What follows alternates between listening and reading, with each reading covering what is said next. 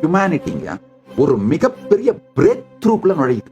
இன்னும் 10 வருஷத்துல பாத்தீங்கன்னா 2036 10 வருஷத்துக்குள்ள எதிர்காலம் ஏஐ சம்பந்தமா தான் இயங்கும். அதை எல்லாரும் புரிச்சுக்கோங்க. ஒரு சாதாரண விஷயமான ரூமை எப்படி கிளீன் பண்ணணும் அப்படிங்கறதுல ஆரம்பிச்சு உங்க பர்னிச்சர்ஸ் எப்படி அடுக்கணுங்கிறதுல இருந்து உங்களுடைய வாழ்க்கையோட மிக உயர்ந்த நிலையை எப்படி அடையிறதுன்றது வரைக்கும் எல்லாருமே ஏஐயோட நாலேஜையும் எக்ஸ்பர்டைஸையும் எடுத்துக்கிட்டு தான் செயல்பட போறாங்க.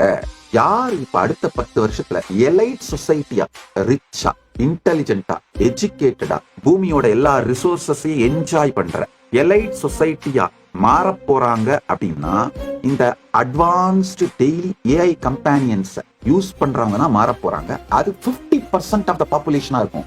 மீதி 50% பாப்புலேஷன் இந்த எலைட் சொசைட்டியை ஃபாலோ பண்றவங்களா இருப்பாங்க. அவ்வளவுதான். இப்ப அந்த காலத்துல எல்லாம் ஒருத்தனை டிப்ரைவ் பண்ணணும்னா எஜுகேஷன் டிப்ரைவ் பண்றது, இல்ல பொருளாதார ரீதியா அவனை வறுமையில வைக்கிறது, இப்படி எல்லாம் டிப்ரைவ் பண்ணுவாங்க இல்லையா? இதுக்கு மேல அதெல்லாம் எதுவுமே முடியாது. அடுத்த 10 வருஷத்துக்குள்ள யாரையுமே நீங்க எந்த விதத்திலையும் டிப்ரைவ் பண்ண முடியாது.